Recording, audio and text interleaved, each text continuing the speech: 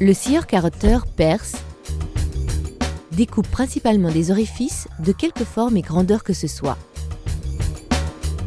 La maîtrise de son travail lui permet de désolidariser les éléments d'une structure qui doivent être conservés par rapport à des modules qui, eux, doivent être supprimés.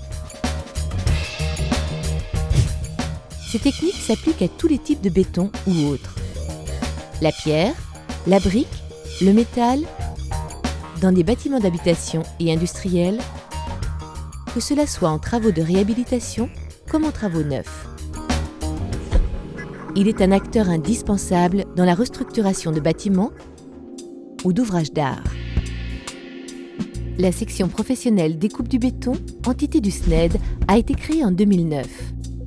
Elle est à part entière des métiers de la Fédération française du bâtiment.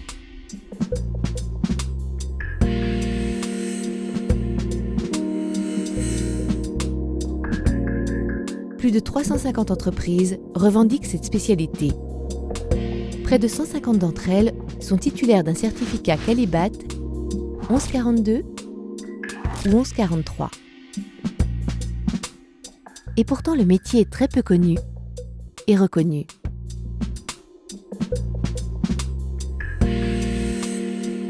Le métier doit évoluer et les scieurs-carotteurs doivent être reconnus. Le SNED est représenté dans les régions par 6 délégations. Nord-Pas-de-Calais-Picardie, Est, Paris-Île-de-France, Haute-Normandie, Centre, Ouest, Grand Sud-Ouest et Grand Sud-Est, Corse. Chaque délégation du SNED a un président démolition et un délégué général découpe du béton. Face à de nombreuses réglementations qui évoluent et qui impactent la technique, la sécurité, la formation, les scieurs-carotteurs de béton ne sont pas isolés. Ils ont mis en place une charte annuelle et nominative où seuls de véritables professionnels scieurs-carotteurs sont reconnus. Les personnels opérateurs sont tous formés et disposent des qualifications requises pour maîtriser l'ensemble des travaux en toute sécurité. 5 mots-clés sont incontournables dans un environnement où l'éthique professionnelle est digne du métier. La qualité, la compétence, l'environnement, la sécurité, les assurances. La qualité. Apporter toute son expérience de professionnel pour la réalisation du projet dans le respect des attentes du client. La compétence. Employer une main-d'œuvre adaptée aux exigences et aux spécificités du chantier dans le respect du Code du travail. Actualiser les compétences de son personnel par une formation régulière. Tu vas voir que le sciage, c'est donc une technique un peu différente. Et voilà pourquoi je t'explique tout ça. L'environnement. Intervenir dans le respect de l'environnement et des riverains. Utiliser les circuits de traitement des déchets issus des travaux de sciage et carottage du béton. La sécurité. Considérer l'hygiène comme un facteur incontournable de sûreté. Employer du matériel spécifique et en parfait état de fonctionnement.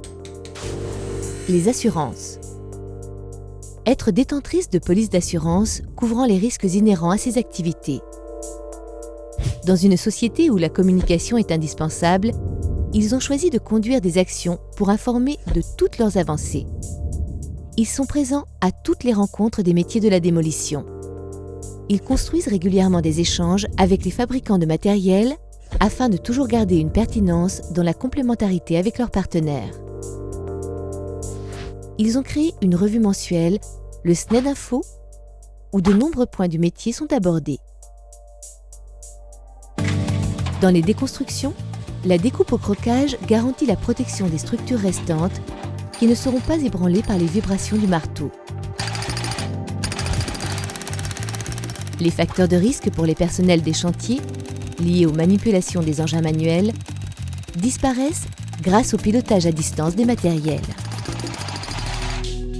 De très nettes diminutions, voire des disparitions des maladies TMS, troubles musculo-squelettiques, ont été notées. Les personnes ne subissant plus de chocs apportés par les techniques qui tapent.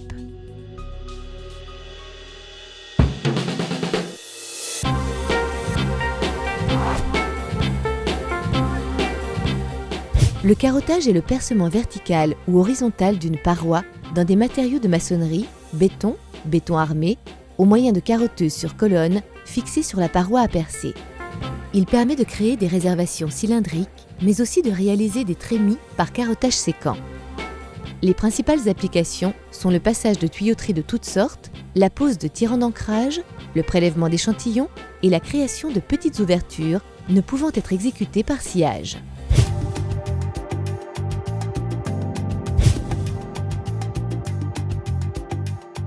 Évoluant sur des rails fixés à la paroi ou au sol, la scie permet d'effectuer des ouvertures de toutes dimensions jusqu'à la suppression partielle ou totale de voiles ou planchers de béton ou de matériaux maçonnés avec une grande précision et une grande netteté de coupe, favorisant ainsi la rapidité d'évacuation et la propreté du chantier. Cette technique permet également de découper des escaliers, de désolidariser un ouvrage démoli d'un ouvrage conservé, de scier des poutres, des poteaux et d'être mise en œuvre sur bien d'autres applications. Le sciage confère la possibilité de travailler dans des locaux sensibles, voire occupés, et de préserver l'existant sans en ébranler la structure. Le sciage spécifique des sols, des plafonds, permet la suppression de colonnes, de radiers, mais aussi la création de grands linéaires de caniveaux.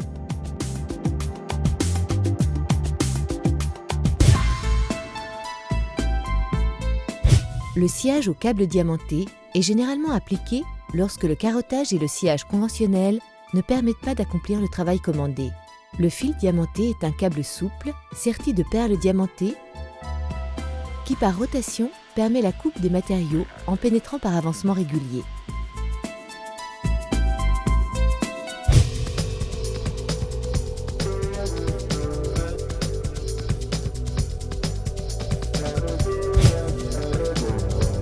Les robots de démolition radiocommandés sont utilisés principalement pour des déconstructions intérieures en complément des opérations de sciage. De taille variée, mais dotés d'une grande puissance, ils permettent de réaliser des travaux lourds à des hauteurs pouvant aller jusqu'à 7 à 8 mètres.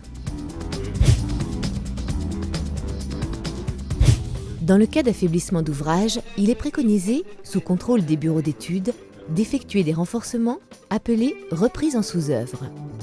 Outre les mises en œuvre classiques, elles peuvent s'effectuer par collage à la résine de lamelles en fibre de carbone, dont la résistance est plusieurs fois supérieure à celle des fers.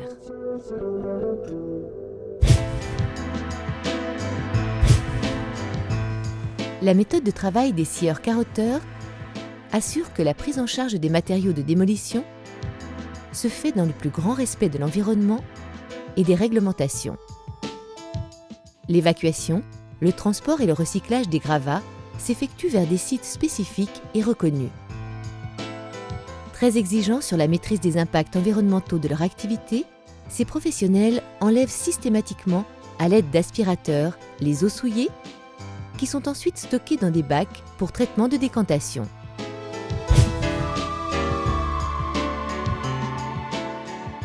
Je venais vers vous au sujet d'une étude que j'ai actuellement en charge pour intégrer une résidence sociale dans un immeuble existant. J'ai nécessité de recréer à l'intérieur du bâtiment, en site occupé, des circulations verticales de type escalier, ascenseur. Et je me posais bien sûr des questions sur la mise en œuvre, les techniques les plus appropriées à la circonstance. Il va falloir faire sur l'ensemble des 8 niveaux concernés des sas d'isolement. Le mieux, à mon sens, c'est le sciage. Le scieur carotteur du béton au diamant offre des perspectives énormes aux professionnels du bâtiment et des travaux publics. Il est à l'écoute de ses clients, qu'ils soient concepteurs, architectes d'intérieur, d'extérieur, qu'ils soient maîtres d'œuvre. Il garde toujours le même souci d'exigence, quelle que soit la taille des chantiers qu'il doit traiter, en apportant par son expérience l'établissement de diagnostics, la réalisation d'études comparatives et la maîtrise de plusieurs techniques. Il conduit les travaux modificatifs sur de la réhabilitation comme sur du neuf sans jamais altérer la structure à traiter. Le métier de scieur-carotteur du béton au diamant, par son travail soigneux et sa précision primordiale, est surnommé le chirurgien du béton et le façonneur doux des percements sur tous les chantiers, indispensable aujourd'hui dans la transformation des bâtiments.